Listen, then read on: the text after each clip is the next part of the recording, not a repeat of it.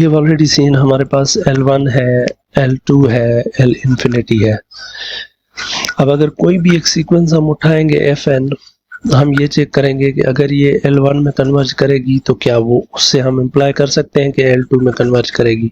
फिर क्या हम इससे ये भी कर सकते हैं, या अगर कोई सीक्वेंस इन्फिनिटी में कर रही है तो क्या हम 2 1 के लिए क्या कह सकते हैं, अगर 2 में कन्वर्ज कर रही है तो 1 और इन्फिनिटी में क्या कह सकते हैं। तो this is something that we will explore now with the help of certain result. तो हमारे पास एक रिजल्ट है जिसको हम प्रूव करेंगे या एस्टेब्लिश करेंगे। So there is a kind of result जिसको मैं रिजल्ट ही लिख देता हूँ या फैक्ट करके लिख देते हैं।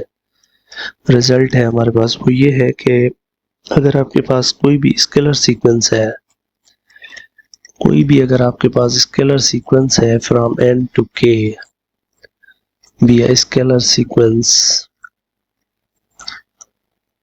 अगर स्केलर सीक्वेंस है आपके पास कोई भी, या कोई एलिमेंट है, सीक्वेंस है आपके पास, तो वी क्लेम, हम ये क्लेम करते हैं, ये मैं पहले भी आप लोगों से करवाता रहा हूँ कि अगर आप इसी सीक्वेंस का इन्फिनिटी नॉर्म लेंगे, देखिए ये L स्मॉल l के अंदर हम कर रहे हैं, F ले रहा हूँ तो इसका मतलब ये नहीं है कि फंक्शंस वाली है, X भी लिया जा सकता है, कोई बात नहीं।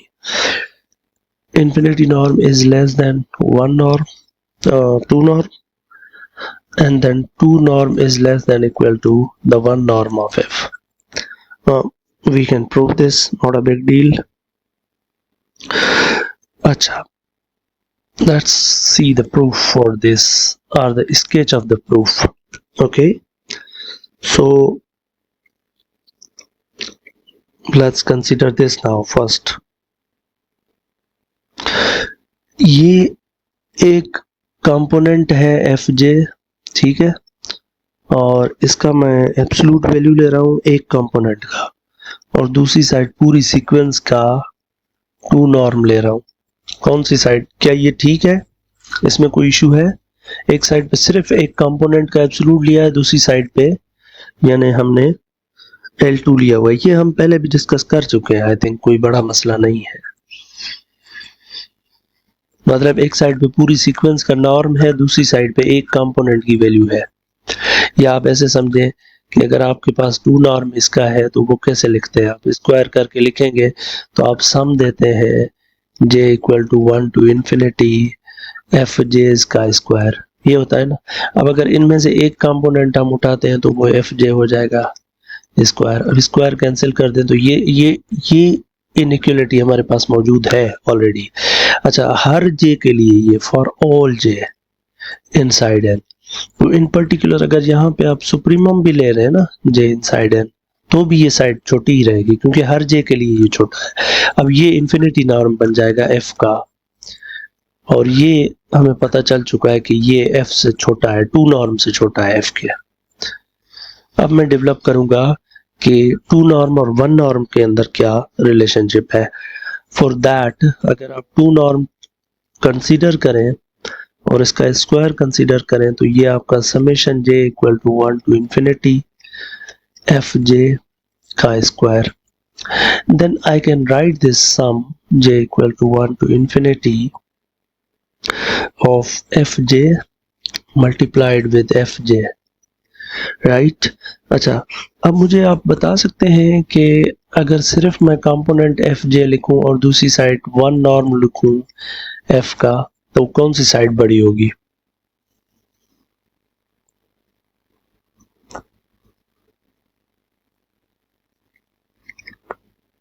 ये साइड, ठीक। तो इसका मतलब है इस एक की जगह मैं ये ला सकता हूं ना, यानी आई कैन राइट दिस, एक को नहीं छेड़ रहा, बाकी एक के ऊपर जो है ना मैं अपर बाउंड लगा रहा हूं, ये बाउंड लगा दिया मैंने। लेकिन अब ये नंबर बन चुका है और इसके अंदर जे आपको कहीं नजर ही नहीं आ रहा, तो अब ये सम से बाहर आ सकता है, J equal to 1 to infinity F J. अब ये 1 नॉर्म हो गया फिर एफ का, तो you can write it F का 1 नॉर्म मल्टीप्लाई बाय एफ का 1 नॉर्म जिसको आप लिख सकते हैं f का 1 नॉर्म का स्क्वायर। लेकिन बीच में ये इनइक्वालिटी आई थी, तो इसका मतलब है ये इससे छोटा है। तो यहाँ से आप ये कंक्लूड करेंगे कि आपका f का जो 2 नॉर्म है वो लेस देन इक्वल टू है f का 1 नॉर्म। ये इसको आप कह दें इक्वेशन 2, इनइक्वालिटी 2, और पहले जो हम ऊपर लिख चुके हैं ये इसको कहें इनइक्वालिटी 1। ये इससे छोटा है और ये फिर 1 से छोटा है, तो इसको कंबाइन करें 1 और 2 को। कंबाइनिंग 1 and 2, कंबाइन 1 and 2 आपको मिलेगा f की इन्फिनिटी नॉर्म f के 2 नॉर्म से छोटी है और ये 1 नॉर्म से छोटी है। फिलहाल हम यहाँ तक है एटलीस्ट, ठीक है ना। हो सकता है बाद में कोई और भी बाउंड इनके ऊपर आ जाए, लेकिन जी sorry norm 2, yes exactly norm 2।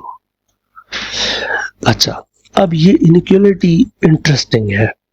Now this is interesting. Why this is interesting I am telling you now. अच्छा, ये f जो था ऊपर वाला, ये सीक्वेंस कहें या एक एलिमेंट कहें, एक सीक्वेंस थी।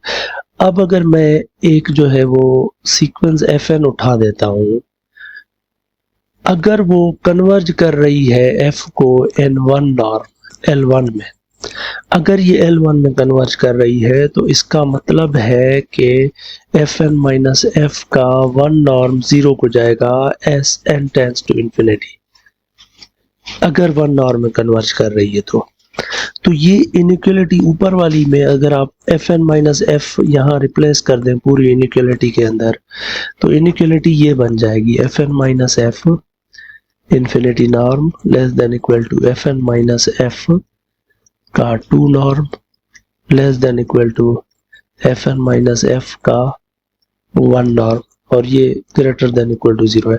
अब अगर n टेंड्स टू इंफिनिटी लगाए और आप अज्यूम करें कि L1 के अंदर सीक्वेंस कन्वर्ज करेगी, तो ये 0 को चला जाएगा, ये 0 को जा रहा है, ये पीछे 0 पड़ा है। सैंडविच थ्योरम कहता है कि ये दोनों, ये भी 0 को जाएगा, ये भी 0 जाएगा। यानी somehow you can apply sandwich theorem on all of these, ठीक है ना। तो आपको क्या मिलेगा कि ये सारी की सारी अगर L1 में कन्वर्जेंस है तो L2 में आ जाएगी, और L2 में है तो वो फिर L इंफिनिटी में भी आ जाएगी। सो यहाँ से हम ये कंक्लूड करते हैं कि convergence in 1 norm for L1 okay implies convergence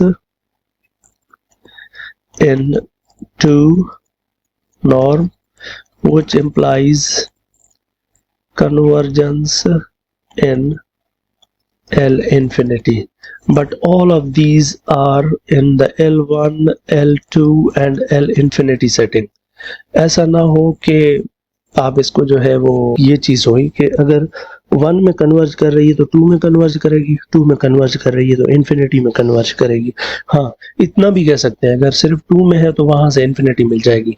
क्या वापस आ सकते हैं? दैट्स अ क्वेश्चन जिसको हम बाद में अगर आ जाएगा तो एक्सप्लोर करेंगे। देयर आर थिंग्स कि वो और भी हैं चीजें, लेकिन फिलहाल हम यहाँ तक हैं कि अगर L1 में कन्वर्ज करती है तो L2 में कन्वर्ज करेगी, और L2 में कन्वर्ज करती है तो वो L इंफिनिटी में कन्वर्ज करेगी। अच्छा, दूसरी बात ये भी है, यहाँ से एक और ऑब्जर्वेशन भी हमें मिलती है, इंटरेस्टिंग ऑब्जर्वेशन। वो ये है कि अगर आप एक एलिमेंट उठाते हैं x यहाँ से L1 से, तो मुझे पता है कि इसका ये 1 नॉर्म क्या होगा? फाइनाइट होगा, यानी कोई नंबर होगा फाइनाइट। तो अब यहां से आप ऊपर हम लिख चुके हैं कि x2 जो है वो x1 से छोटा है, तो इसका मतलब है ये भी फाइनाइट हो जाएगा, यानी कि ये x2 भी इसका फाइनाइट हो जाएगा। तो ये जो एलिमेंट हमने L1 से उठाया था ये L2 में चला जाएगा, और हमें पता है कि ये 2 नॉर्म फिर जो x का है ये इन्फिनिटी नॉर्म से बड़ा है, और अगर ये 2 नॉर्म फाइनाइट हो चुका है तो फिर ये इन्फिनिटी नॉर्म भी फाइनाइट हो जाएगा। तो इसका मतलब है कि ये L इन्फिनिटी में भी चला जाएगा। तो अगर L1 में एलिमेंट है तो वो L2 में चला जाएगा, और L2 वाला L इन्फिनिटी में चला जाएगा। तो ये इंक्लूजन भी आपको मिलती है सबसेट्स के अंदर। कि L1 L2 के अंदर बैठा हुआ है और L2 आपका जो है वो L infinity के अंदर बैठा हुआ है। In fact you can check later on कि what happens if LP and LQ are checked with Q is greater than P for the small inclusion। ये inclusion चेक कीजिएगा खुद से कि कौन सी स्पेस किसके अंदर बैठी हुई है, क्या ये अंदर बैठी हुई है या ये स्पेस इसके अंदर बैठी हुई है। For P and Q at least not infinity चलें, फिर इन्फिनिटी पर कंसीडर करें। That is something you have to explore through your AI और इंटरनेट और योर बुक और वॉट एवर, जहाँ से भी जाके एक्सप्लोर करें, because these will be helpful for you in your